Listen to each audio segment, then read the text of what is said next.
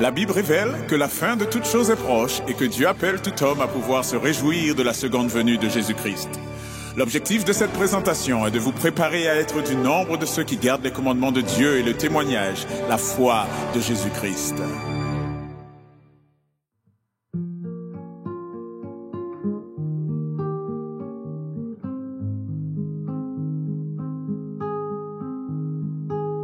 Mon bonheur, Christ me le donne, Christ pour moi, pour moi. Hors de Jésus, je n'ai personne, Christ pour moi, pour moi.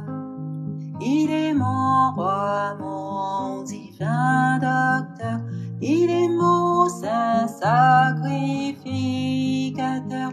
À son amour, je m'abandonne, Christ pour moi, pour moi. Lui seul est la vie éternelle, Christ pour moi, pour moi. De Dieu la splendeur immortelle, Christ pour moi, pour moi. Il est le Fils du divin amour, l'héritier du glorieux séjour. Il vint sauver l'homme rebelle, Christ pour moi, pour moi. Dans la santé, la maladie, Christ pour moi, pour moi. Dans tous les moments de la vie, Christ pour moi, pour moi. Et lorsqu'un jour il faudra partir, laisser la terre et son avenir, je ne craindrai point l'agonie, Christ pour moi, pour moi.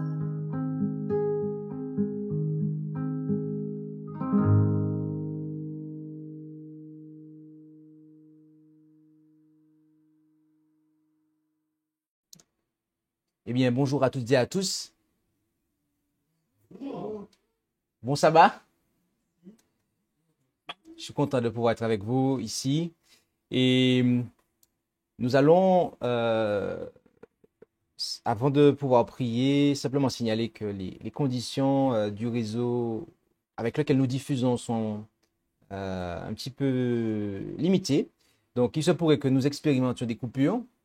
Mais je tiens à signaler que l'enregistrement sera mis dans la foulée en ligne, de sorte que si vous avez manqué un bout, vous pourrez le revoir. Je vous invite à pouvoir prendre la position qui convient pour que nous puissions invoquer la présence de notre Dieu.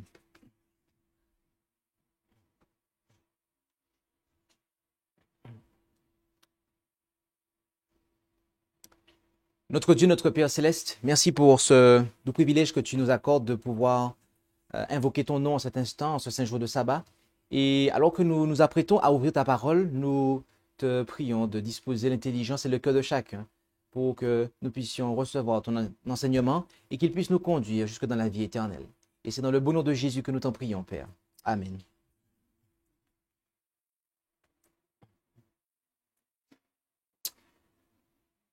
Il s'agira pour nous de considérer notre 90e étude de cette série sur le sanctuaire.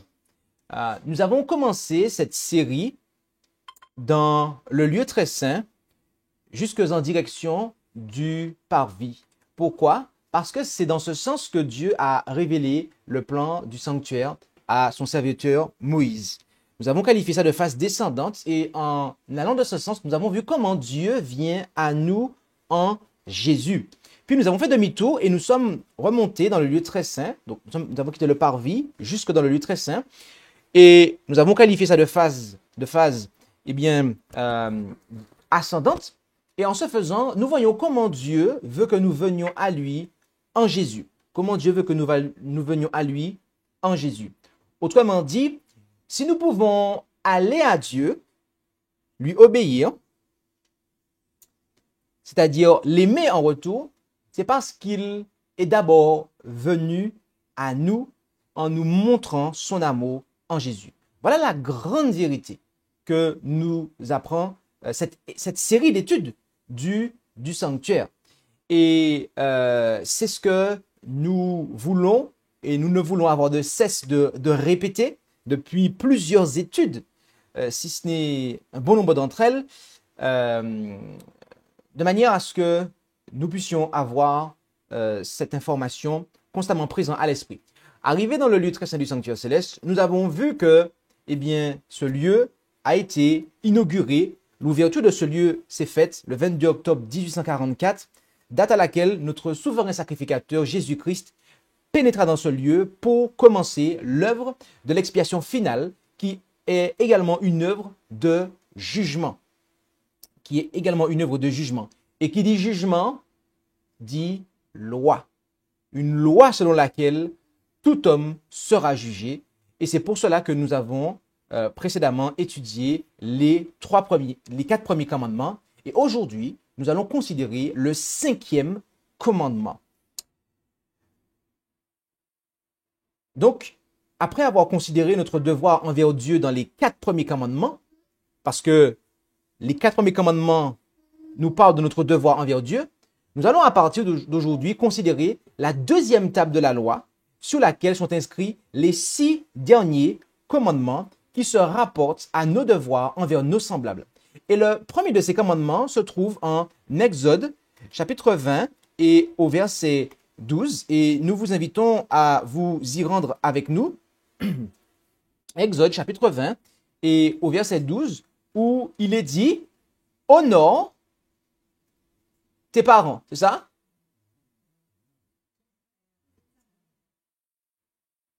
Parce que vous savez, aujourd'hui, il y a une nouvelle définition des parents. Il y a papa et papa, maman et maman. Vous savez? Mes amis, qu'est-ce qu'il est manqué là? Allez voir dans l'hébreu, en fait. C'est pas 2 mots masculins ou 2 mots féminins, en fait. C'est honore ton père et ta mère. C'est ce qui est manqué, en fait. Afin que tes jours soient prolongés sur la terre que l'Éternel ton Dieu te donne. Je vais faire une parenthèse pendant que je lis le verset. Je pense que les personnes intelligentes ont compris ce que je voulais dire. En tant que base de l'alliance, les 4 premiers commandements ont tous un rapport avec la nécessité d'honorer Dieu. Et en tant que tête de la 2e table de l'alliance, le 5e commandement est la suite logique car il se rapporte à la nécessité d'honorer ses parents, lesquels, et son père et sa mère très précisément, lesquels, nous le verrons, ont pour devoir d'être les représentants de la divinité à leurs enfants. Et nous verrons aussi que l'objet de cet honneur s'étend bien plus qu'à notre père et à notre mère charnels. Mais avant toute chose, considérons rapidement le plan propositionnel de la 5e parole de l'Alliance, laquelle nous permet de définir les 2 grands axes de cette présentation. En effet, nous voyons le commandement « Honore ton père et ta mère » et la raison de ce commandement qui est « Afin que tes jours soient prolongés sur la terre que l'Éternel ton Dieu te donne ». Donc, il y a le commandement et la raison d'être de ce commandement. Commençons donc notre investigation en considérant la signification du commandement « Honore ton père et ta mère ». Le terme qui est traduit par « honorer » a pour sens premier, comme c'est traduit, « honorer », mais aussi « respecter ». Et j'aimerais que nous puissions considérer un premier degré. Voyez-vous, les enfants doivent honneur et respect à leurs parents. Et la particularité de ce respect est exprimé en Lévitique 19, verset 3, où il est dit que chacun révère sa mère et son père et observez mes sabbats. Je suis l'Éternel, votre Dieu. Remarquez tout d'abord que le respect dû aux parents est sur le même pied d'égalité que l'observation du sabbat. Pourquoi? Nous le verrons à la fin de cette présentation. Remarquez également que le respect dû aux parents est ici caractérisé par de la révérence. En effet, la racine du terme traduit par révère en Lévitique 19, verset 3 est la même que celle du terme traduit par redoutable en Psaume 111, verset 9. Et nous avons la fois précédente, en tout cas dans le 3e commandement, vu qu'il était marqué dans la King James que l'Éternel est révéré, d'accord? Où la signification donc réelle est que le nom de l'Éternel est révéré. Ainsi, la révérence due au nom de l'Éternel s'étend d'une certaine manière, je dis bien, également envers son père et sa mère. Mais pourquoi? Au début du 5e chapitre du livre de Deutéronome, nous voyons Moïse répéter le décalogue au peuple d'Israël.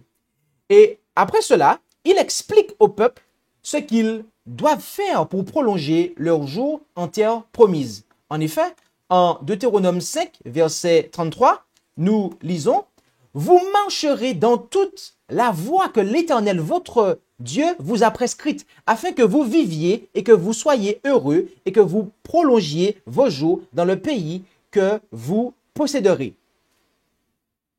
Puis, Moïse va leur dire comment, par quelle manière, ils pourront atteindre cet objectif. En effet, en Deutéronome 6, du verset 6 à 9, Deutéronome 6, du verset 6 à 9, nous lisons « Et ces commandements que je te prescris aujourd'hui seront dans ton cœur. Tu les inculqueras à tes enfants et tu en parleras quand tu te tiendras dans ta maison, quand tu marcheras en chemin, quand tu te coucheras et quand tu te lèveras. Et tu les lieras comme un signe sur ta main et ils seront comme des frontaux entre tes yeux. Tu les écriras aussi sur les poteaux de ta maison et sur tes portes. » Bien-aimés, lorsque quelque chose est important, vous devez le dire ne serait-ce qu'une fois, n'est-ce pas? Mais lorsque quelque chose est très important, alors il vous faut le répéter au moins 2 fois. Et c'est ce que nous voyons en Deutéronome 11, du verset 18 au verset 21, où nous lisons « Mettez donc mes paroles que voici dans votre cœur et dans votre âme. Liez-les comme un signe sur vos mains et qu'elles soient comme des frontaux entre vos yeux. Et enseignez-les à vos enfants. Et en parlant, quand tu te tiens dans ta maison, quand tu marcheras par le chemin, quand tu te couches et quand tu te lèves.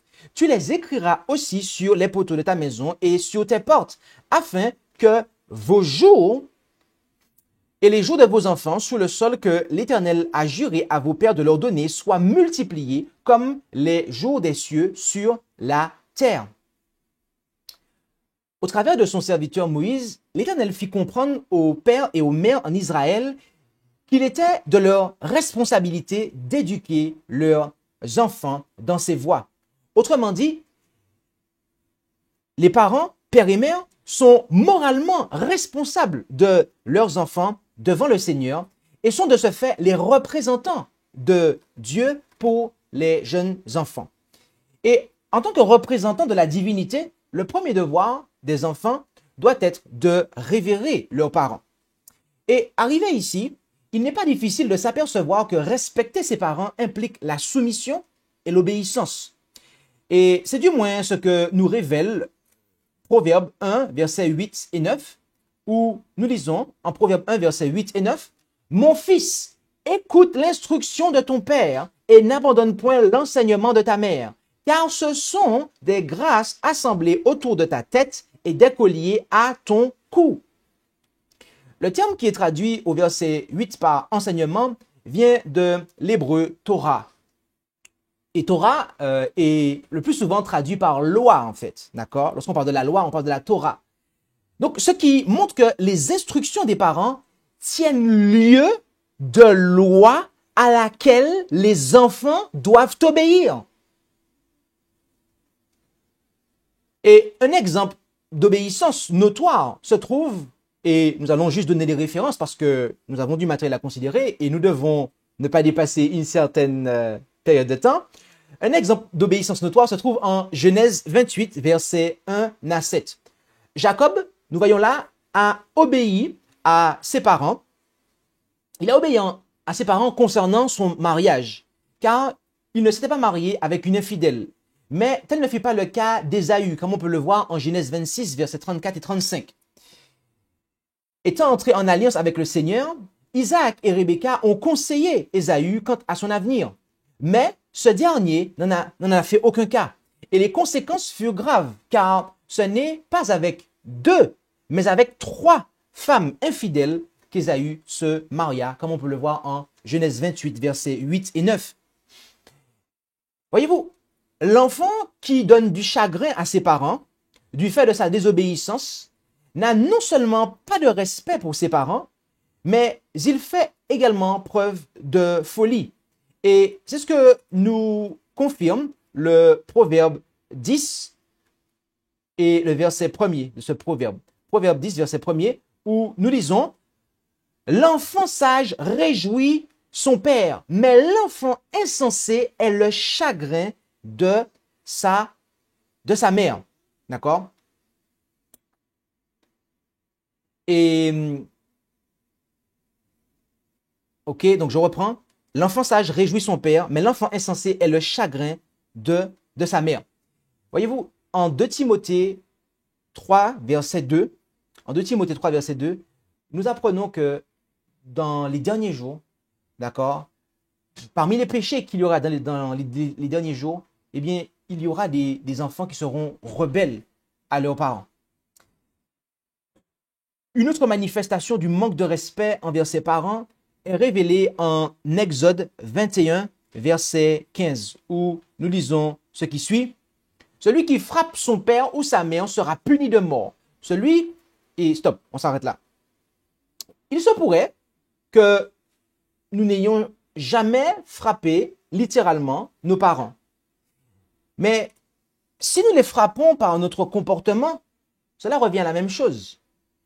Mais pas seulement. En effet, notons le verset 17 où il est dit « Celui qui maudit son père ou sa mère sera puni de mort. » Beaucoup de personnes pourraient avoir une vision limitée de ce que signifie ici maudire. Et on imaginerait qu'il s'agit simplement de prononcer la formule « maudit soit-il ». Mais bien aimé, nous n'avons pas besoin de cette formule pour maudire nos parents. En effet, Deutéronome 27, verset 16 nous dit la chose suivante. Deutéronome 27, verset 16 nous dit « Maudit soit celui qui méprise son père et sa mère. » Et tout le peuple dira « Amen. » Bien aimé, mépriser ses parents en les haïssant, en parlant légèrement à leur égard et en salissant leur réputation sont des choses suffisantes pour maudire ses parents, son père et sa mère très précisément, et mériter le châtiment. Mais tous ceux qui agissent de la sorte semblent ne pas mourir physiquement. Se pourrait-il donc que la parole de Dieu ait failli? Pas du tout. En effet, en Proverbe 20, verset 20, nous lisons « La lampe de celui qui maudit son père ou sa mère sera éteinte dans les plus profondes ténèbres. » Et le verset 27 nous dit ce qu'est cette lampe. En effet, l'esprit de l'homme est une lampe de l'Éternel. Il sonde les profondeurs de l'âme. Ainsi, celui qui méprise ses parents se jette dans le vide des ténèbres spirituelles. Mais voyez-vous, la Bible va plus loin. En effet, en Proverbe 30, verset 17, il nous est dit « Les corbeaux des torrents crèveront l'œil de celui qui se moque de son père et qui méprise l'enseignement de sa mère, et les petits de l'aigle le mangeront. » Lorsque vous comparez ce verset avec Apocalypse 19, versets 17 à 21, que j'affiche simplement derrière moi, sans le lire, eh bien, vous comprenez que parmi ceux qui auront suivi la bête et son image, il y aura ceux qui auront méprisé leurs parents. et que les enfants ne s'imaginent pas qu'ils pourront mépriser leurs parents quand ces derniers seront vieux et que eux seront plus grands. Car Proverbe 23, verset 22 nous dit « Écoute ton père, c'est celui qui t'a donné la vie, et ne méprise point ta mère quand elle sera devenue vieille. » Donc, tout ce que nous avons dit ici par rapport aux jeunes enfants qui sont sous la responsabilité directe de leurs parents s'applique aussi aux enfants lorsqu'ils sont adultes et qu'ils ne sont plus sous la responsabilité de leurs parents. C'est la même chose.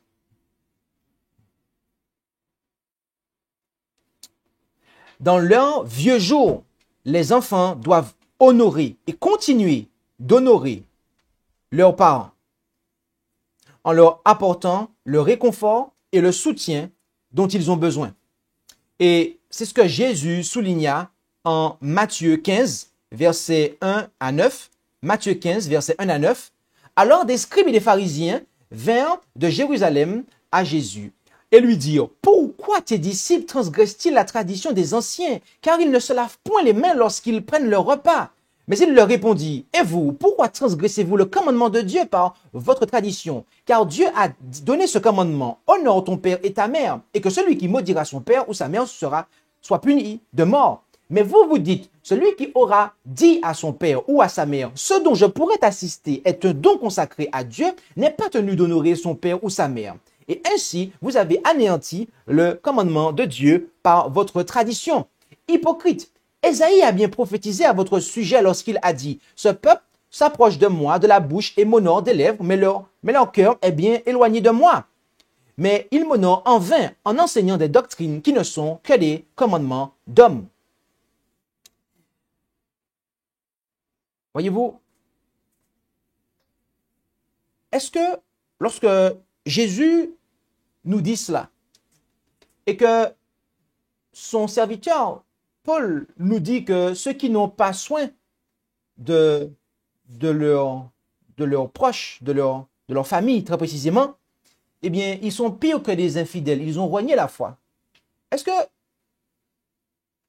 nous pouvons penser que ceux qui placent leurs parents en maison de retraite, alors qu'ils peuvent s'occuper d'eux, est-ce que un tel agissement fait de nous des véritables observateurs du 5e commandement? Pensons à ça. Pensons à ça. Bien-aimés,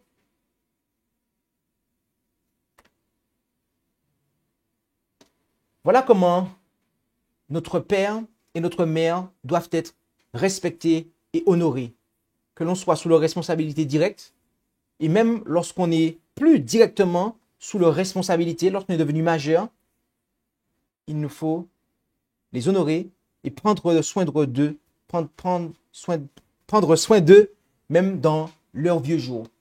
Car si on ne fait pas ça, bien-aimés, eh bien, nous ne sommes pas de véritables observateurs des commandements. Voilà comment respecter l'autorité de ses parents conduira un enfant à respecter toute autorité légitime. Ok, désolé pour la coupure. Donc, voilà comment notre père et notre mère doivent être respectés, honorés. Ou du moins, voilà comment respecter l'autorité de ses parents conduira un enfant à respecter toute autorité légitime. En effet, père et mère, ici, n'impliquent pas seulement les géniteurs et protecteurs humains de la vie physique, mais également les géniteurs et protecteurs humains de la vie spirituelle. Et c'est là qu'on va considérer le 2e degré du 5e commandement. En effet, en Juge 5, verset 7, Juge, chapitre 5, au verset 7, nous voyons que Déborah était considérée comme une mère. En effet, les chefs manquaient en Israël. Ils manquaient jusqu'à ce que je me sois levé, moi Déborah, que je me sois levé comme une mère en Israël. Élisée, quant à lui, considérait Élie comme étant son père. En effet, en 2 Rois, chapitre 2, du verset 9 au verset 12, nous lisons, « Quand ils eurent passé, Élie dit à Élisée, « Demande ce que tu veux que je fasse pour toi, avant que je sois enlevé d'avec toi. » Élisée répondit, « Que j'ai, je te prie, une double portion de ton esprit. » Et Élie dit, « Tu demandes une chose difficile. Si tu me vois enlevé d'avec toi, il t'arrivera ainsi, sinon cela n'arrivera pas. » Et comme ils continuaient leur chemin et s'entretenaient en marchant, voici un char de feu et des chevaux de feu les séparèrent l'un de l'autre, et Élie monta aux cieux dans un tourbillon. Et Élisée, le regardant, criait, « mon père, char d'Israël et sa cavalerie !» Et il ne le vit plus, et saisissant ses vêtements, il les déchira en 2 pièces. Mais alors, que voulait dire Jésus en Matthieu 23, verset 7? Que voulait dire Jésus en Matthieu 23, verset 7 à 9, notamment le verset 9, où il nous est dit, « N'appelez personne sur la terre votre Père, car vous n'avez qu'un seul Père, celui qui est dans les cieux. » S'il nous fallait prendre ce commandement à la lettre, vraiment, s'il nous fallait le prendre à la lettre, eh bien, les géniteurs de la vie physique n'auraient même plus eu le droit d'être appelés pères par leurs enfants. Pour bien comprendre ces paroles de Jésus, examinons-en le contexte. Et lisons Matthieu 23, du verset 1 à 12. Matthieu 23, du verset 1 jusqu'au verset 12, où il est dit, « Alors Jésus parla au peuple et à ses disciples et leur dit, « Les scribes et les pharisiens sont assis dans la chaire de Moïse. Observez donc et faites tout ce qu'ils vous disent d'observer, mais ne faites pas comme ils font, pas ce qu'ils disent et ne font pas, car ils lient des fardeaux pesants et insupportables et les mettent sous les épaules des hommes, mais ils ne veulent pas les remuer du doigt. Et ils font toutes leurs actions afin que les hommes les voient, car ils portent de larges phylactères et ils allongent les franges de leurs vêtements. Ils aiment les premières places dans les festins et les premiers sièges dans les synagogues. Ils aiment à être salués dans les places publiques et à être appelés par les hommes maître, maître. Mais vous, ne vous faites point appeler maître, car vous n'avez qu'un maître, le Christ. Et pour vous, vous êtes tous frères. Et n'appelez personne sur la terre votre Père, car vous n'avez qu'un seul Père, celui qui est dans les cieux. Et ne vous faites point appeler docteur, car vous n'avez qu'un seul docteur, le Christ. Mais que le plus grand d'entre vous soit votre serviteur, car quiconque s'élèvera sera abaissé, et quiconque s'abaissera sera élevé. Les scribes et les pharisiens étaient tellement avides d'honneur qu'ils faisaient tout pour dominer le peuple, de sorte que ce dernier les considérait comme des éléments indispensables de leur vie spirituelle. Or, Dieu est le Père des esprits, comme on peut le voir en Hébreux 12, verset 9, où nous lisons, « D'ailleurs, nos pères selon la chair nous ont châtiés, et nous les avons respectés. Ne serons-nous pas beaucoup plus soumis au Père des esprits pour avoir la vie? » Ainsi, la cible de Jésus en Matthieu 23 était l'emploi du mot Père en tant que titre, dans l'objectif de se présenter comme le Père des esprits. D'accord? C'est dans ce contexte-là, dans ce sens-là, en fait, que Jésus a demandé de ne pas appeler Père. Parce que agir de la sorte, eh bien, est opposé à l'attitude de Paul. En effet, lisons 1 Corinthiens 4, du verset 14 au verset 17, où il est dit, « Je n'écris point ces choses pour vous faire honte, mais je vous avertis comme mes chers enfants, car vous auriez 10 000 maîtres en Christ que vous n'auriez pas plusieurs pères, car c'est moi qui vous ai engendré en Jésus-Christ par l'Évangile. Je vous en supplie donc, soyez mes imitateurs. C'est pour cela que je vous ai envoyé Timothée, qui est mon fils bien-aimé et fidèle dans le Seigneur. Il vous fera ressouvenir de mes voies en Christ et de quelle manière j'enseigne partout dans toutes les églises. Remarquez que Paul ne se considère pas comme le père des esprits à qui il a prêché l'évangile, mais comme le père qui les conduit à Christ. Amen. Exactement ce qu'un géniteur physique doit faire avec son enfant, c'est-à-dire l'amener à Christ. Paul se présente comme un père pour ceux dont il a été l'instrument de conversion, mais il ne prétend pas les dominer. Au contraire, il emploie ce titre non pour présenter l'autorité, mais l'affection qu'il leur porte. Et c'est d'ailleurs pour cela qu'il les appelle au verset 14, non pas ses enfants d'obligation, mais ses chers enfants. Ses chers enfants. Et c'est dans cet esprit qu'Élie et Déborah considéraient les âmes dont ils avaient la charge. Et c'est dans ce contexte, après leur avoir dit que Dieu était le Père des esprits, que l'auteur de l'Épître aux Hébreux déclara à ses croyants ce que nous lisons en Hébreux 13, verset 7. Hébreux 13, verset 7. Obéissez à vos conducteurs et soyez-leur soumis, car ils veillent sur vos âmes, comme devant en rendre compte, afin qu'ils le fassent avec joie et non en gémissant, car cela vous serait préjudiciable. 2 points méritent notre attention ici. Premièrement, ceux qui doivent être l'objet de cette obéissance sont ceux que Paul cite en Éphésiens 4, verset 11, à savoir les apôtres, les prophètes, les évangélistes, les pasteurs et docteurs. Car c'est par ces dons d'enseignement que Christ opère le perfectionnement et l'unification de son corps qu'est l'Église. Par conséquent, l'obéissance dont il est question ici est une obéissance à la vérité. Ce qui est confirmé par le fait que Paul dit qu'il veille sur vos âmes et pas qu'il les perd.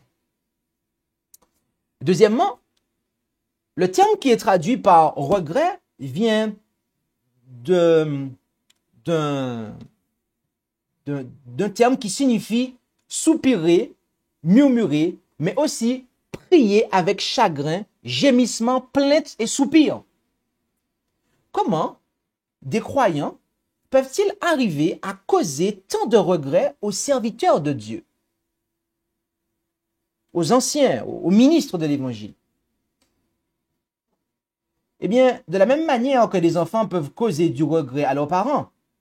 Premièrement, lorsqu'ils refusent de marcher dans la vérité que Dieu a confiée à ses serviteurs de leur enseigner.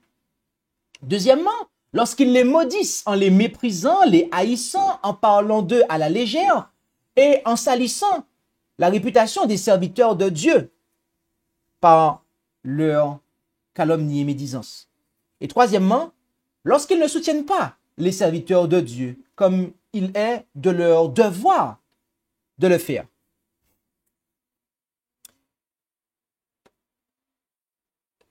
Dites-moi, ceux qui prétendent croire à la vérité présente et qui cependant sont en désaccord avec les pionniers du message des 3 anges,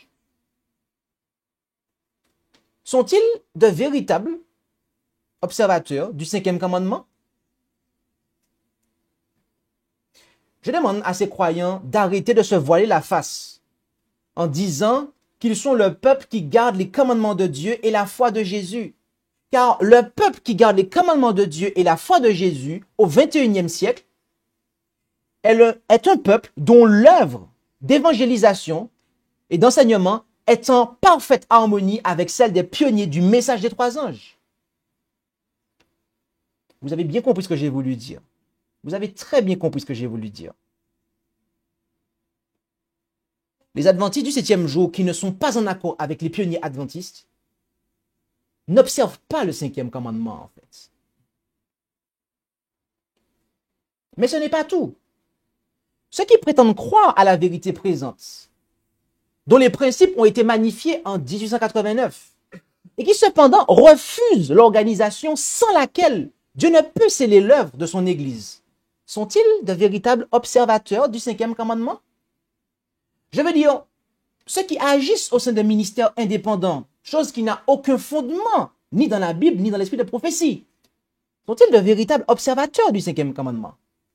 Ou encore, ceux qui flattent volontairement le ministre en lui faisant comprendre que c'est par ses propres mains qu'ils doivent recevoir le baptême, alors qu'ils ne respectent pas les anciens locaux que le ministre a ordonnés en accord avec l'église locale, sont-ils de véritables observateurs du cinquième commandement?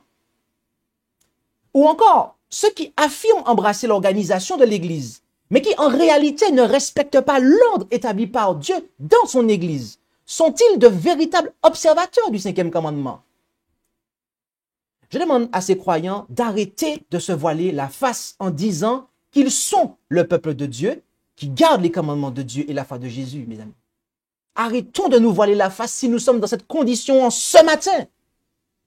Car voyez-vous, le peuple qui garde les commandements de Dieu et la foi de Jésus est un peuple organisé exactement comme Dieu et Jésus ont demandé qu'il soit organisé. Amen. Enfin, les autorités séculaires légitimes ne sont pas exclues par ce commandement. En effet, en 1 Pierre 2, versets 13 et 18, nous lisons « Soyez donc soumis à toute institution humaine à cause du Seigneur, soit au roi comme à celui qui est au-dessus des autres, soit au gouverneur comme à des personnes envoyées de sa part pour punir ceux qui font le mal et approuver ceux qui font bien. Car ceci est la volonté de Dieu, qu'en faisant bien, vous fermiez la bouche à l'ignorance des hommes dépourvus de sens, comme étant libres, non pour vous servir de la liberté comme d'un voile pour la malice, mais comme des serviteurs de Dieu. Rendez honneur à tous, aimez tous les frères, craignez Dieu, honorez le roi. Domestiques, soyez soumis à vos maîtres en toute crainte, non seulement à ceux qui sont bons et indulgents, mais aussi à ceux qui sont difficiles. Avec cette vue d'ensemble du commandement de la cinquième parole de l'Alliance, nous comprenons mieux pourquoi le non-respect de l'autorité parentale au foyer impacte le non-respect des serviteurs de Dieu ainsi que le non-respect des autorités civiles légitimes.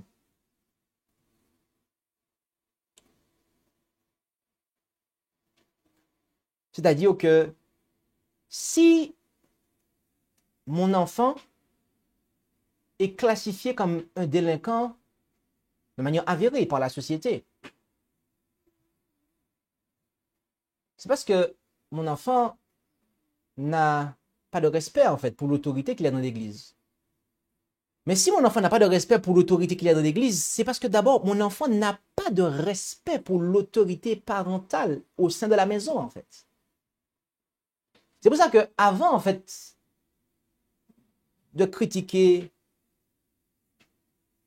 la société, avant en fait de critiquer, de remettre en question le fonctionnement de l'Église, assurons-nous que dans nos foyers,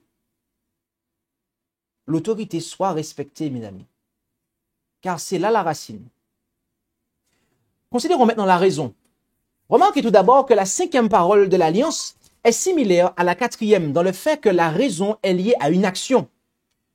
Dans le quatrième commandement, comme Dieu s'est reposé le septième jour, de même, nous devons nous reposer. Tandis que dans le cinquième, comme Dieu a promis de toujours prendre soin de nous sur la terre qu'il nous donnera, de même, nous devons toujours prendre soin de nos parents aussi longtemps que ces derniers seront en vie. Et la quatrième parole se réfère au sabbat de la création, tandis que la cinquième se réfère au repos de la terre promise. Mais que signifie réellement le fait d'avoir ces jours prolongés? Et, deuxièmement, quelle est cette terre promise? Eh bien, il s'agit, pour répondre à la première question, nous devons d'abord répondre à la deuxième. Une lecture superficielle nous conduirait à conclure que l'observation du cinquième commandement était, pour les enfants d'Israël, la condition d'avoir une longue vie terrestre en Canaan terrestre. Mais résumer la signification du cinquième commandement à cela reviendrait à exclure tous ceux qui ont honoré leurs parents et qui n'ont pas fait partie d'Israël selon la chair. Donc, force est de constater que la signification est bien plus profonde que cela. Il s'agit, comme on peut le voir, de la Canaan, eh bien, qui est céleste.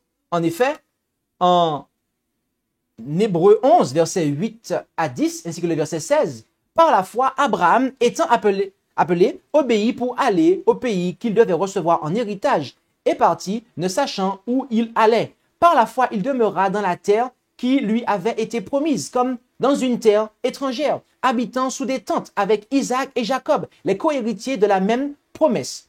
Car il attendait la cité qui a des fondements, dont Dieu est l'architecte et le fondateur. Verset 16. Mais maintenant, ils en désirent une meilleure, c'est-à-dire une céleste. C'est pourquoi Dieu ne dédaigne pas d'être appelé leur Dieu, car il leur a préparé une cité. D'accord? Et c'est celle que nous voyons en Apocalypse 21, du verset 1 au verset 3. Je vis ensuite un ciel nouveau et une terre nouvelle, car le premier ciel et la première terre avaient disparu, et la mer n'était plus. Et moi, Jean, je vis la sainte cité, la nouvelle Jérusalem, qui descendait du ciel d'auprès de Dieu, préparée comme une nouvelle mariée qui s'est ornée pour son époux. Et j'entendis une grande voix du ciel qui disait, voici le tabernacle de Dieu d'avec les hommes, et il habitera avec eux. Ils seront son peuple, et Dieu sera lui-même avec eux, il sera leur Dieu. Nous avons répondu ici à la question 2, d'accord? Quelle est cette terre promise? C'est la Canaan céleste, en fait, d'accord? La nouvelle terre.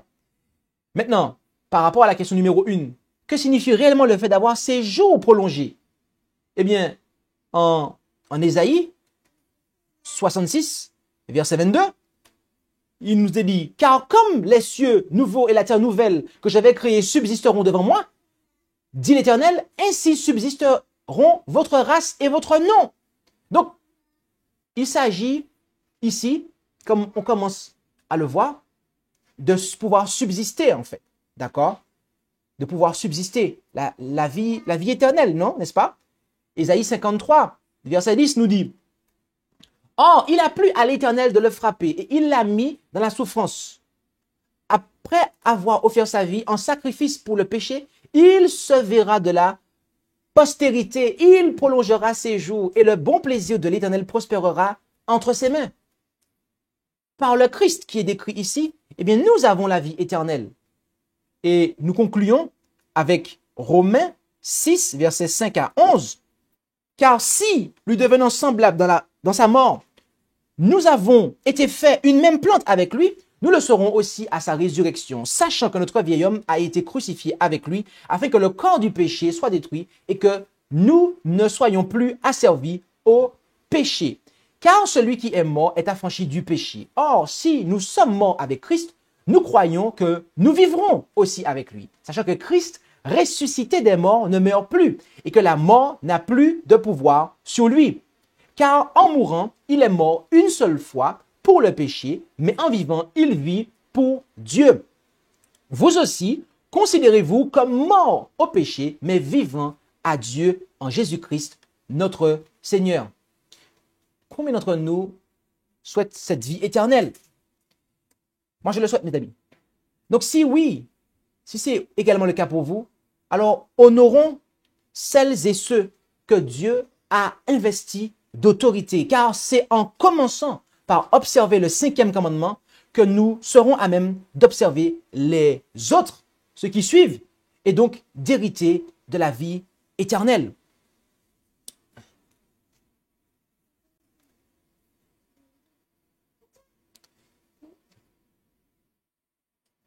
Bien-aimés,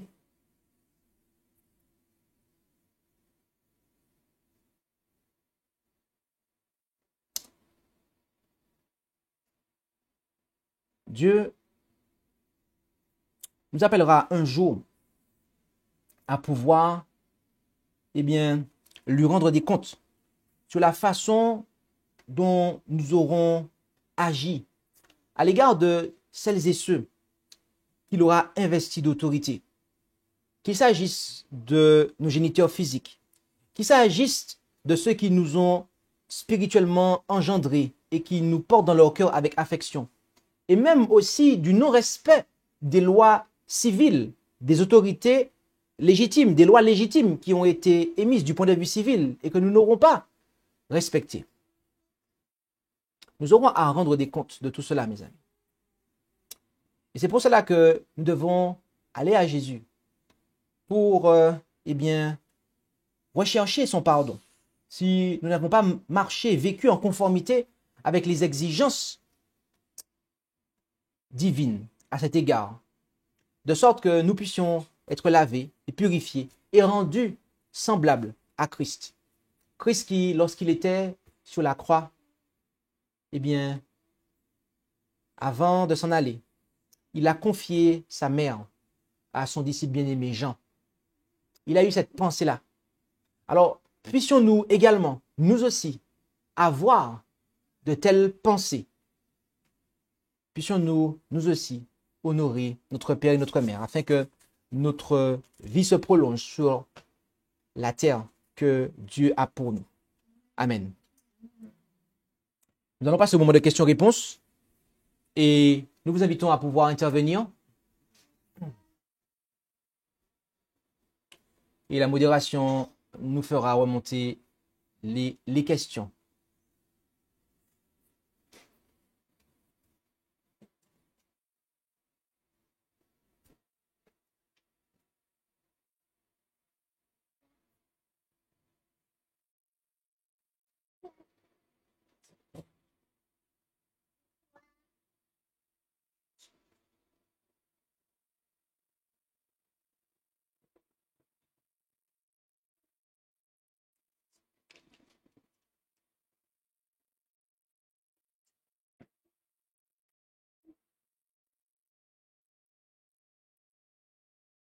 N'hésitez pas à pouvoir poser vos questions et par rapport à cette présentation, bien évidemment, et nous y répondrons avec grand plaisir.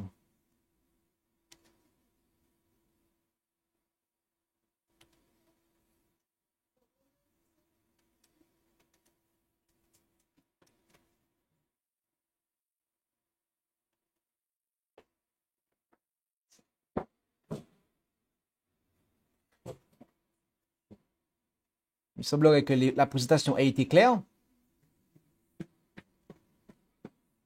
Ok. Il faudrait venir ici alors. Parce que tout le... Là. Ce sera suffisant.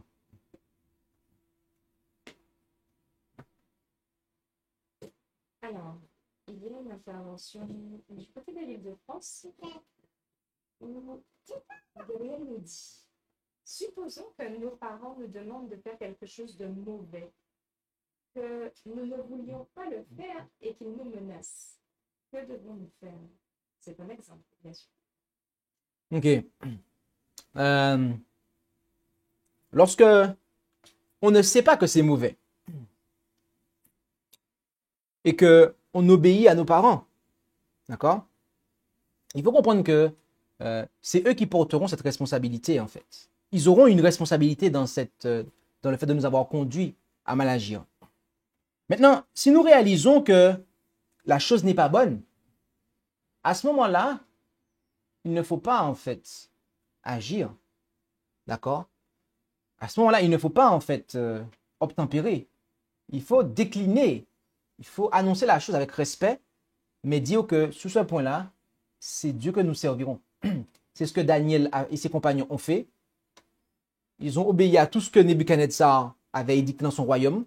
Par contre, lorsque cela venait en opposition avec la volonté de Dieu, là, ils ont dit stop. Les apôtres ont fait pareil. Il vaut mieux obéir à Dieu plutôt qu'aux hommes. Et le principe est partout pareil. D'accord? Que ce soit dans la famille, dans l'église, dans la société, avec le gouvernement civil, nous suivons l'autorité dans la mesure où elle est en accord avec la volonté de Dieu. Là où il y a un désaccord, par contre, nous disons que sur ce point-là, nous n'avançons pas.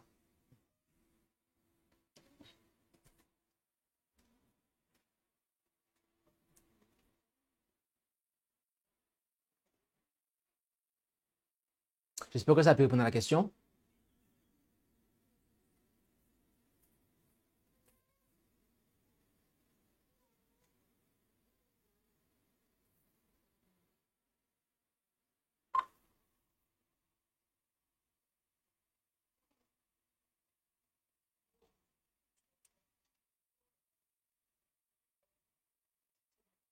Ok, gloire à Dieu. N'hésitez pas à poser vos questions en rapport avec cette présentation et nous nous ferons un plaisir de pouvoir y répondre.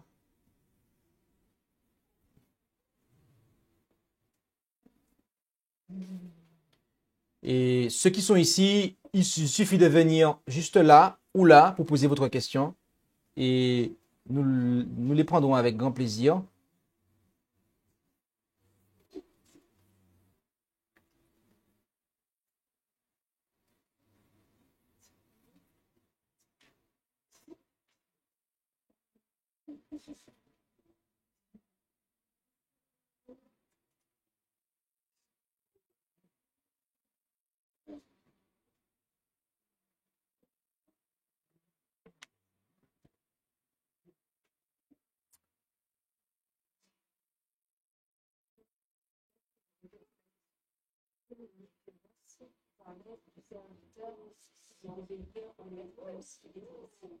Uh-huh. Oui, c'était en hébreu, le serviteur qui doit obéir au maître même lorsque celui-ci est difficile. C'est en hébreu,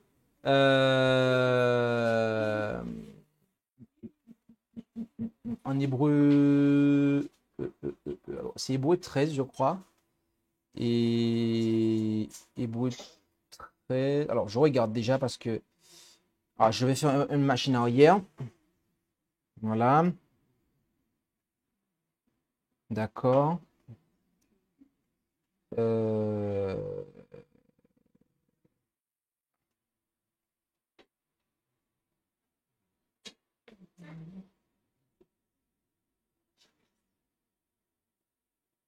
Ok.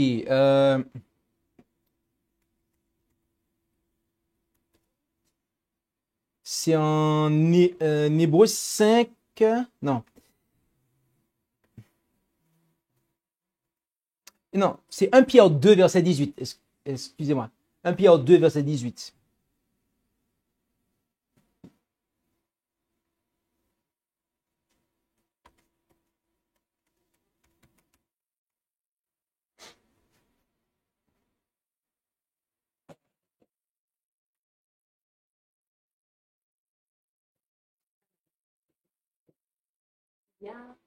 Il y a une intervention du côté de YouTube où Louisie demande si une personne peut avoir des fonctions dans l'organisation d'une église si ses enfants n'observent pas les commandements de l'Éternel et rejettent la vérité. Ok, merci pour la question. Il est stipulé dans la parole la chose suivante en 1 Timothée 3. 1 Timothée 3.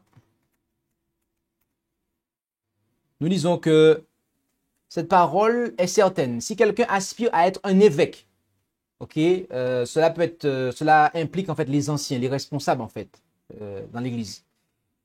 Il désire une œuvre excellente. Il faut donc que l'évêque soit irrépréhensible, mari d'une seule femme. C'est-à-dire, donc, irrépréhensible, c'est-à-dire qu'il ne soit pas sujet à la censure. Mari d'une seule femme. Autrement dit, il ne faut pas qu'il soit un coureur de jupons. Sobre, d'accord? Prudent, rangé, hospitalier, capable d'instruire, etc. Gouvernant bien sa propre maison, tenant ses enfants dans la soumission en toute honnêteté. Car si quelqu'un ne sait pas conduire sa propre maison, comment gouvernera-t-il l'église de Dieu? D'accord? Alors, ici, ce qu'il nous faut comprendre, et je vais expliquer pourquoi c'est ça qui doit être compris, c'est que on nous parle ici typiquement de l'exemple d'Élie, le sacrificateur. Il ne reprenait pas ses enfants, d'accord? À tel point que ses enfants faisaient du n'importe quoi et donnaient un mauvais exemple en fait. c'est typiquement cet exemple-là par excellence, en fait. D'accord? Donc, je prends un exemple pour que ça puisse nous parler. Mais c'est les enfants font du n'importe quoi. Et vous allez avoir le père de famille qui ne va rien dire, qui va laisser faire, en fait. Oh, c'est pas grave, c'est pas ceci. Il ne reprend pas les enfants, en fait. D'accord? Maintenant, certaines personnes sont allées dans un extrême à dire que oui, mais s'il y a un ancien dont son enfant aujourd'hui n'est plus dans la foi, d'accord, est devenu infidèle, eh bien, il doit être démis de ses fonctions. D'accord? Mais, donc, ça veut dire qu'un ancien qui a repris son enfant lorsqu'il fallait le reprendre, a toujours montré la bonne voie à son enfant et ne l'a jamais encouragé à mal faire.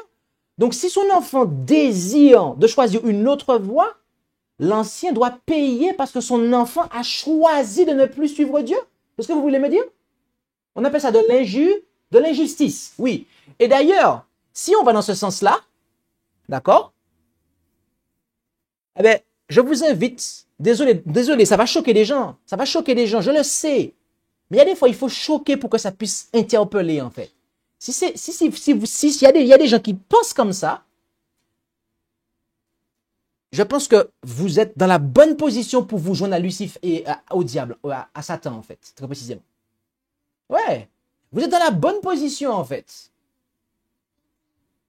Parce que Dieu, en fait, a créé Satan, Lucifer, plus précisément. Dieu a créé Lucifer parfait. D'accord? Parfait. Il était sous son commandement. Et il a choisi de se rebeller, en fait. Donc, allez-y. Allez avec le diable maintenant et demandez la destitution de Dieu parce qu'il y a des gens sous son commandement qui se sont rebellés. Allez-y, faites-le. Et si vous faites ça pour Dieu, alors dans ce cas, je vous autorise à le faire pour des anciens dont les enfants ont choisi de ne plus suivre. Mais par contre, si vous êtes intelligent et que vous refusez de le faire pour Dieu, alors dans ce cas, soyez intelligent aussi et ne le faites pas pour les anciens dont les enfants ont choisi de ne pas suivre Dieu, en fait. Voilà. Alors qu'ils leur ont donné la bonne éducation et le bon exemple et les bons enseignements et qu'ils les ont toujours repris. Soyons cohérents avec ce qu'on fait, en fait, et ce qu'on dit, et ce qu'on croit. J'espère que ça peut répondre à la question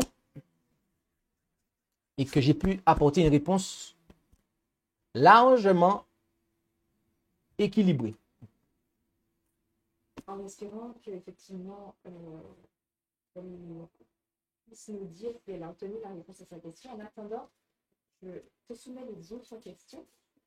Il y a une question de Marie LCD du côté de YouTube qui demande: est-ce que le fait d'honorer les parents, il est écrit parents, et notamment elle fait référence à Colossiens 3, verset 21. Parents, n'imitez pas vos enfants. Donc, il y a aussi un devoir de respect des parents envers leurs enfants. Le devoir de respect et de protection. Du coup, est-ce péché de s'éloigner quand ils nous maltraitent? Donc, je pense, quand les parents maltraitent. Est-ce péché de s'éloigner des parents dans le cas où les parents maltraitent les enfants? En lien avec Colossiens, chapitre 3, verset 21. Ok, merci. Merci pour la question. Très bonne question. Est-ce péché que de dire à Nebuchadnezzar, nous n'adorons pas ta statue ridicule? Est-ce péché que de dire à des ministres de l'évangile d'une église apostate, nous sortons de votre église qui est Babylone? Non. Donc, est-ce péché que de dire à un parent qui maltraite son enfant? Et là, on ne parle pas d'une petite erreur, là, on parle vraiment de comportement permanent. Non. Ce n'est pas péché, en fait. Je connais des personnes qui étaient musulmanes avant. J'ai une femme qui est musulmane et qui a embrassé la foi chrétienne. Et sa famille lui a dit, si on te tient, tu es une femme morte. Elle a dû s'enfuir, en fait. Et depuis, elle n'a plus jamais apparu sous les radars, en fait. Elle est en mode sous-marin. Elle mène une vie anonyme. Elle s'est mariée, elle a eu un enfant. Mais sa famille ne sait plus où est-ce qu'elle est, en fait. Est-ce que cette femme déshonore ses parents? Moi, je ne pense pas, en fait. Parce qu'ils lui ont dit, si on te tient, tu es une femme morte. Donc là, elle fuit une persécution, en fait. Elle n'a pas le choix, en fait. On ne lui a pas laissé le choix. D'accord? Maintenant, il y a des parents qui sont parfois durs de caractère. Ils ne sont pas souples, mais ils ne sont pas non plus une menace. Et lorsque ces parents-là arrivent dans leur vieux jour, ce n'est pas parce qu'ils n'ont pas forcément été géniaux avec nous quand on était petits. Ils ont été durs avec nous même parfois. Eh bien, ce n'est pas une raison en fait pour les délaisser. D'accord? La femme dont je parlais il y a un instant, elle ne pourra pas en fait s'occuper de ses parents en fait, parce que autrement, si elle retourne les voir, elle est une femme morte. Mais par contre, ceux dont les parents sont un petit peu durs de caractère, d'accord, ils peuvent s'approcher de leurs parents pour leur faire du bien en fait, et ils doivent le faire. Donc si c'est possible, il faut le faire. Parce que si on peut quelque chose, si on peut faire le bien, mais qu'on ne le fait pas, alors là on est responsable. Par contre, Dieu ne nous tiendra pas responsables du bien qu'on ne peut pas faire. Ok? Soyons clairs. J'espère que ça peut répondre à la question.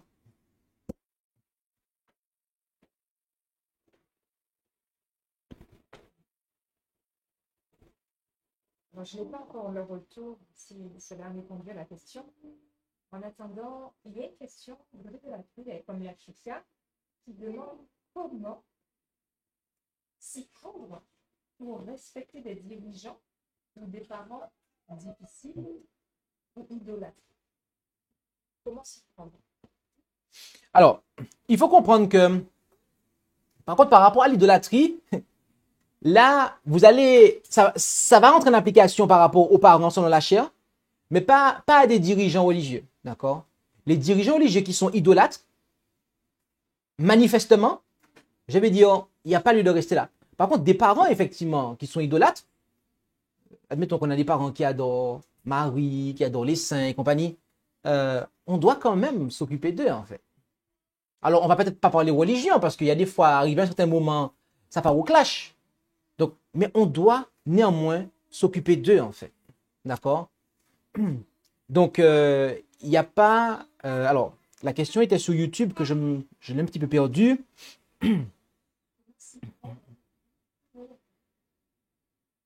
Être respectueux envers des dirigeants idolâtres ou des parents qui sont difficiles idolâtres. Des parents qui sont difficiles idolâtres, ça, comment s'y prendre? Eh bien, justement, ça montre en fait, on peut y arriver si on a vraiment Jésus dans son cœur. D'accord? On peut y arriver si on a vraiment Jésus dans son cœur. Et Jésus nous montrera comment nous y prendre. Par contre, des dirigeants, je suppose religieux, ça peut arriver qu'ils commettent des erreurs, mais par contre, idolâtres, là, par contre, on a un problème.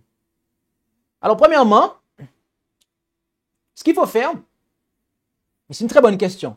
Et en y réfléchissant, je vois qu'il me faut apporter une très bonne réponse.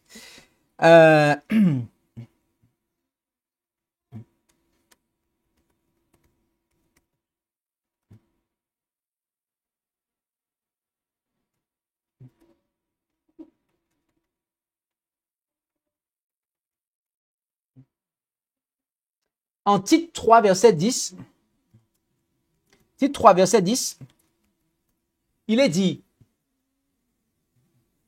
éloigne-toi de l'homme hérétique. Donc celui qui enseigne l'hérésie. Okay, donc l'idolâtrie en fait partie.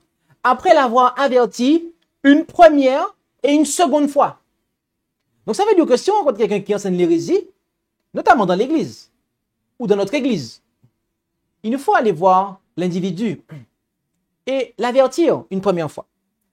S'il ne nous écoute pas, il nous faut aller le voir une deuxième fois.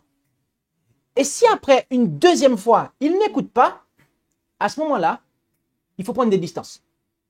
Ok? Donc ça, c'est typiquement le cas en matière de religion, d'église organisée, ce genre de choses. D'accord? Récemment, il y a eu un conflit, d'accord? Il y a eu une histoire dans laquelle j'ai dû intervenir et il y avait un frère qui avait un motif de reproche à un dirigeant. Et il voulait en fait que ce dirigeant-là soit mis à pied, soit écarté totalement en fait de l'œuvre.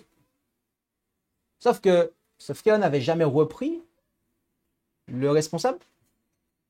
Et deuxièmement, il n'a jamais prouvé que l'accusation qu'il portait était vraie. Donc, il n'a pas respecté les deux choses. Premièrement, il faut que tu puisses prouver que ce que tu dis est vrai.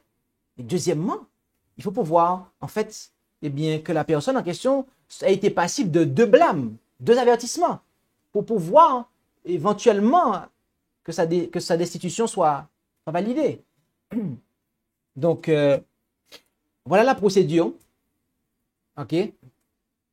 Lorsque un responsable commet une erreur, nul n'a le droit de réclamer sa destitution immédiate après qu'il ait commis une erreur.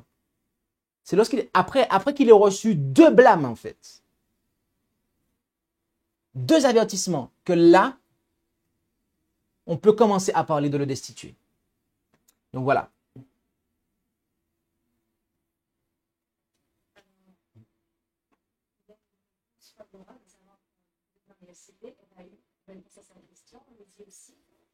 Il y a de nouveau la même question qui revient sur... Alors, est-ce que c'est possible? Je peux, mais je peux faire. Ok. Est-ce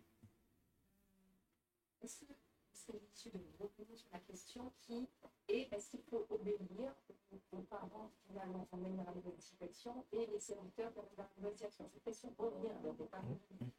Alors, j'ai déjà effectivement répondu à cette question. Les parents qui emmènent dans la mauvaise direction, est-ce qu'il faut leur obéir dans ce qu'ils nous disent qui nous emmène dans la mauvaise direction? Ok? Non! Je me rappelle quand j'étais... Ok, je vais dire ça comme ça. Je me rappelle d'un garçon qui, lorsqu'il était jeune, il a embrassé une religion différente de ses parents. Et l'un de ses parents lui a dit, je veux que tu ailles en fait au collège pour ton petit frère, pour aller écouter ce que le professeur a dit, car je ne pourrais pas y aller parce que je travaille. D'accord? Le petit garçon a dit à son parent, tu sais, je t'aime beaucoup et je dois te respecter, mais par contre, tu me demandes quelque chose qui s'oppose à ma conviction et à ce que Dieu me demande. Donc, je ne pourrais pas, en fait, aller en réunion parents d'élèves à ta place le jour du sabbat, en fait. Le parent de l'enfant est devenu fou. Il a, comme qui dirait, pété un plomb parce qu'il voyait que son enfant ne lui obéissait pas. Mais l'enfant de ce parent est resté calme, affectueux. Il a toujours, jusqu'à présent, il honore toujours son parent, son question. Et ça se passe très bien. Mais c'est juste que sur ce point-là, il ne s'est pas soumis. D'accord? Donc voilà. Donc, un exemple. Et en matière de responsable, ok, religieux, je viens d'expliquer quelque chose avec Tite 3, verset 10. Lorsque un responsable s'égare, il doit recevoir un premier avertissement. S'il n'écoute pas, il faut retourner le voir, lui donner un deuxième avertissement, avec amour, bonté, dans l'espoir de l'amener à la repentance. Si après le deuxième avertissement, il continue, à ce moment-là, eh bien, c'est réunion disciplinaire. On lui enlève sa créance si c'est un ministre. On lui enlève si c'est un missionnaire, si c'est un licencié. Bref, on lui enlève sa licence ou sa créance. Si c'est un ancien, il est destitué de l'anciennat. Si c'est un diacre, destitué pareil. Bref, voilà la procédure. Donc, il ne faut pas suivre des détenteurs d'autorité qui nous détournent de la volonté de Dieu. Je le répète, nous ne devons pas suivre des détenteurs d'autorité familiale, ecclésiale, civile, qui nous détournent et qui nous commandent de faire le contraire de ce que Dieu demande. Ça, c'est valable, c'est valable depuis le passé, dans le présent, et ça sera toujours valable, mes amis. Parce que la dernière crise, ce sera ça. Il y aura les autorités civiles et religieuses, majoritaires, qui vont effectivement demander, d'accord? Ils vont demander, majorité pour le religieux, ils vont demander en fait à ce que on adore, ok, un faux jour de repos. Et là, ceux qui, sous prétexte de respecter le 5e commandement, vont suivre ces gens-là, en réalité, ils vont transgresser toute la loi, d'accord? Parce que les commandements de Dieu ne se contredisent pas l'un l'autre. Ok? Donc j'espère que c'est clair. Oui, tu peux venir poser ta question ici. Je sais qu'on a déjà répondu par rapport à l'histoire de l'autorité parentale et des parents idolâtres et autoritaires. En plus. Parce qu'en plus, hier, il y a une petite jeune qui m'a posé une question. Et rejoint cet enseignement. Elle voulait savoir si c'était dans le cadre des rituels sataniques, qui se font souvent beaucoup en Afrique. Elle voulait savoir si elle a accepté le Seigneur et ne veut plus participer à ça. Cependant, est-ce que pour ne pas manquer de respect à ses parents, si elle ne pouvait pas participer, elle n'accepte pas de faire activement le rituel, mais être présente pendant le rituel et finalement ne prendre que le repas avec eux et boire. Est-ce que devant le Seigneur, Dieu est contre ça? Elle m'a posé la question hier soir. C'est délicat. Elle dit, elle ne veut pas participer. Elle a dit clairement qu'elle ne veut pas participer au rituel, mais cependant, elle veut quand même y aller. Alors, c'est une question, merci de l'avoir posée, qui est épineuse. Car dans la Bible, on a un petit peu le serviteur, un serviteur, je crois, c'est Naaman, je crois, qui a dit ça à Élie, mais tu sais, j'irai, donc il s'est converti, après il a dit, mais je dois me tenir auprès de mon maître et je dois l'accompagner et que Dieu je paraphrase, que Dieu ne se fâche pas avec moi si je fléchis le genou, mais c'est juste pour accompagner mon maître, mais mon cœur n'y sera pas. En fait, c'était ça l'idée, en fait. Et le serviteur a laissé aller.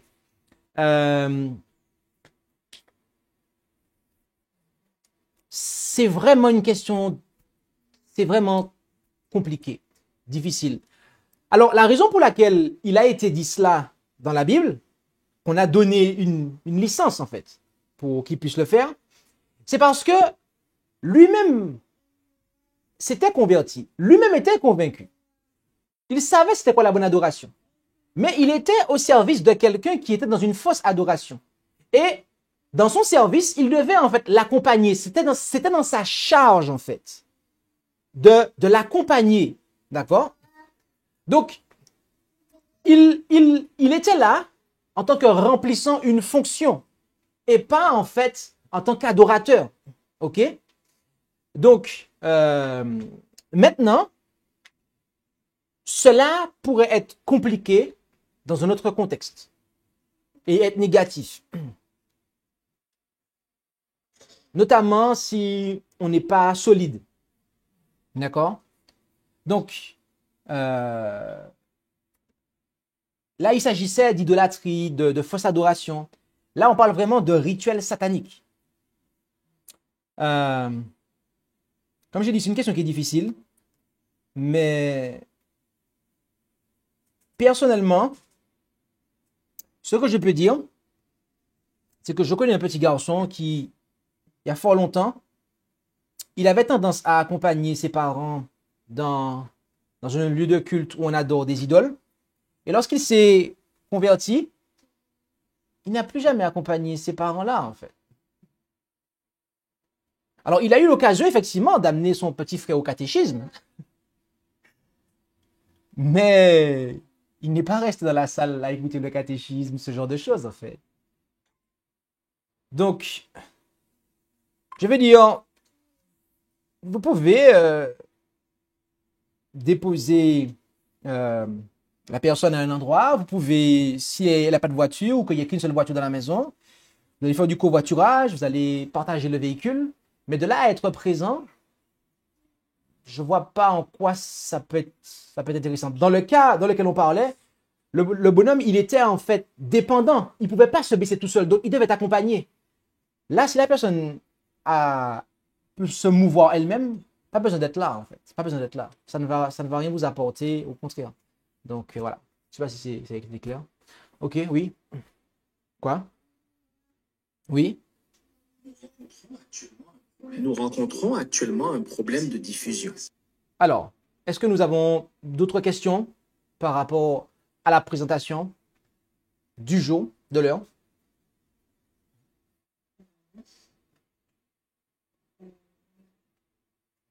Juste deux secondes. C'est ça, j'ai pas bon,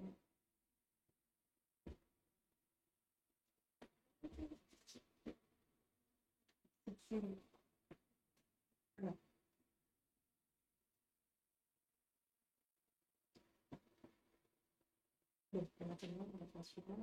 Alors, oui, il y a une question toujours concernant Colossiens 3, verset 21. Et la question est la suivante. Est-ce que Colossiens 3, 21 a un lien avec le 5e commandement? Oui. Et est-ce que si finalement les parents ont un comportement qui... Alors j'essaie de traduire parce que c'est pas formulé de cette manière.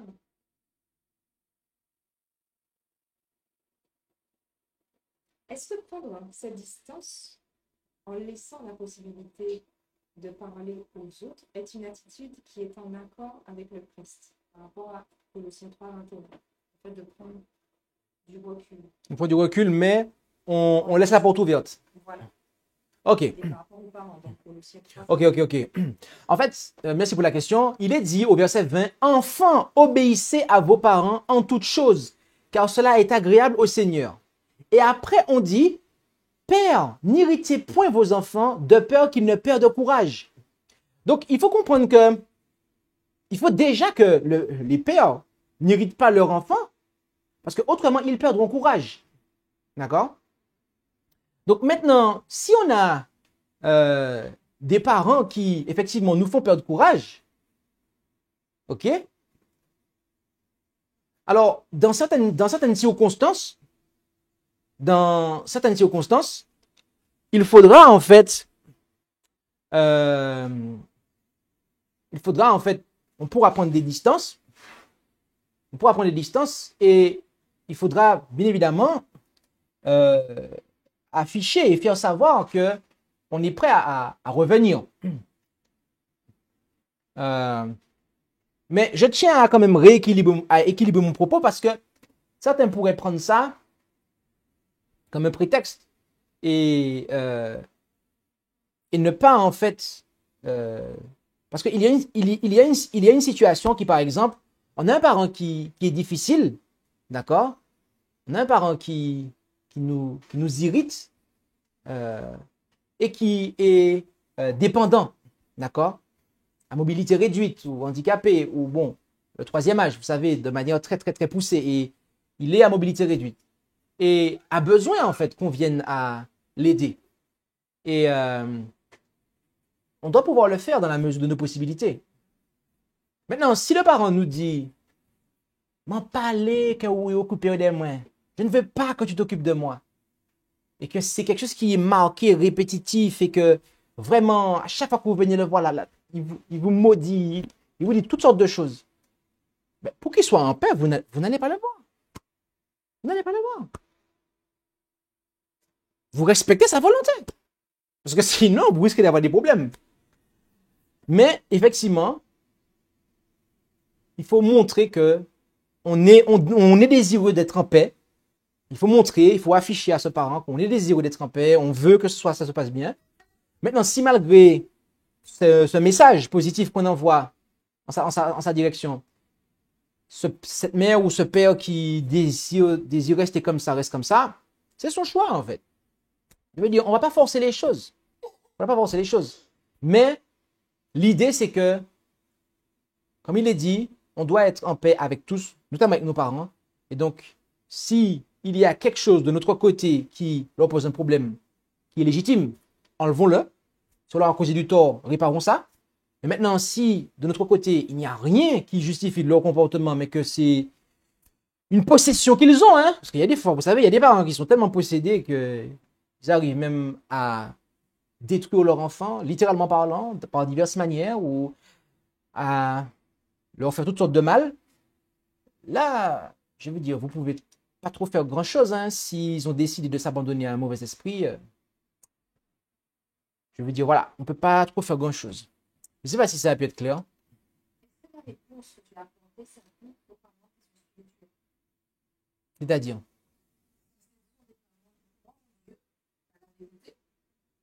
Et qui finalement ne sait pas véritablement Dieu véritable, et que ces enfants s'éloignent de ses parents, est-ce que c'est désobéir à Dieu en ce sens? mais ça s'applique de la même façon, en fait. Qu'ils soient religieux ou pas, qu'ils soient croyants ou pas, on doit s'occuper d'eux dans leurs vieux jours. S'ils nous le permettent. Voilà. Soit difficile. Bien qu'il soit difficile. Oh oui. Bien qu'il soit difficile. Soyons clairs sur ça. Bien qu'il soit difficile, on doit s'occuper d'eux. On ne peut pas prétexter ça. Ah ouais, mais mon parent, papa, il est difficile, maman, il est difficile, il a un caractère qui est dur et compagnie, et compagnie. C'est pas un prétexte, en fait. C'est pas un prétexte. Et que vous décidez de prendre sur vous-même de ne pas vous occuper de votre père, de votre mère, parce qu'il est difficile. C'est pas un prétexte, mes amis. C'est faire fausse route que de croire ça, que Dieu nous approuvera si on fait ça. Si maintenant lui ne veut pas, ou que lui nous menace de nous tuer, là c'est autre chose. Mais ça ne doit pas venir de nous, en fait, en tant qu'enfant. Jamais. Jamais. Je ne sais pas si c'est clair.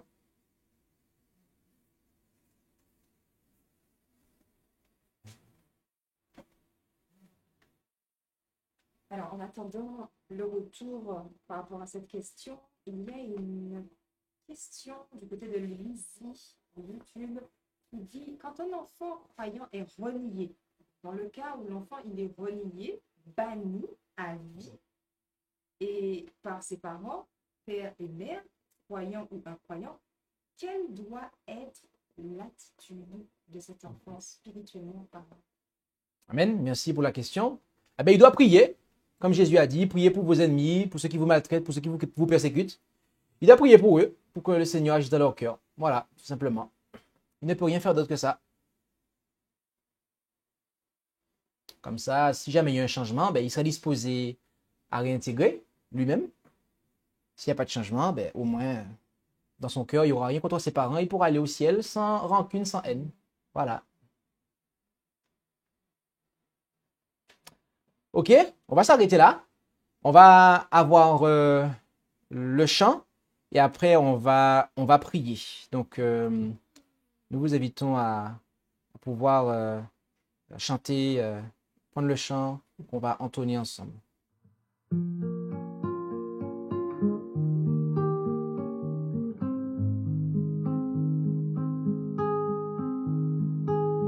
Mon bonheur, Christ me le donne, Christ pour moi, pour moi. Hors de Jésus, je n'ai personne, Christ pour moi, pour moi.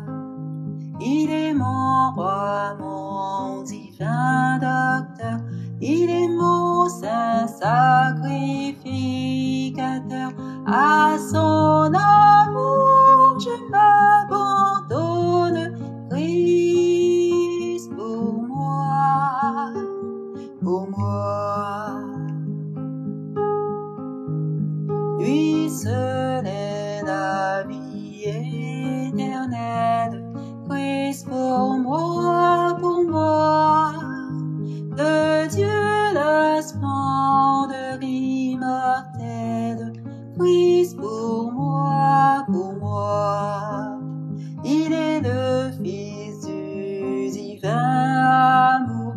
héritier du glorieux séjour. Il vint sauver l'homme rebelle, Christ pour moi, pour moi. Dans la santé, la maladie, Christ pour moi, pour moi. Dans tous les moments de la vie, Christ pour moi, pour moi. Et lorsqu'un jour il faudra partir, laisser la terre et son avenir, je ne craindrai pas l'agonie, Christ pour moi, pour moi.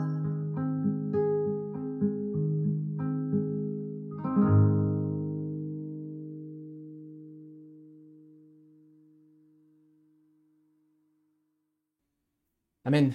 Eh bien, je vous invite à pouvoir vous prosterner avec moi pour la prière finale.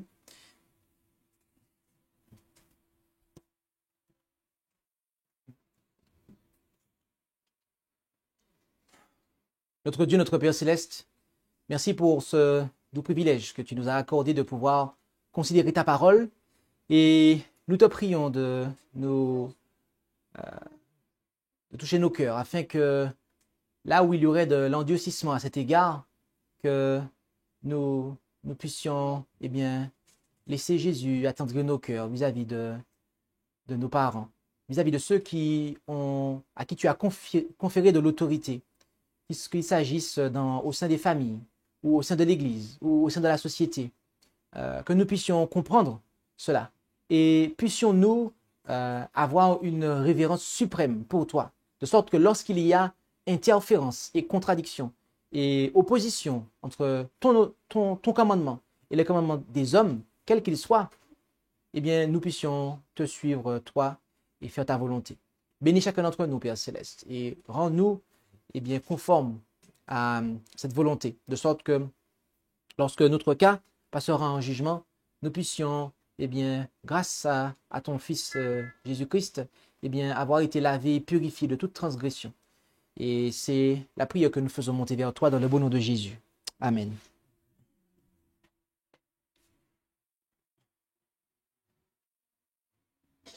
Merci d'avoir écouté cette présentation avec intérêt. Pour plus d'informations, consultez notre site internet lereste.org et suivez-nous sur Facebook ainsi que sur YouTube à @lereste. Vous pouvez aussi nous contacter par email à info@lereste.org ou par téléphone au +33 6 12 60 13 69.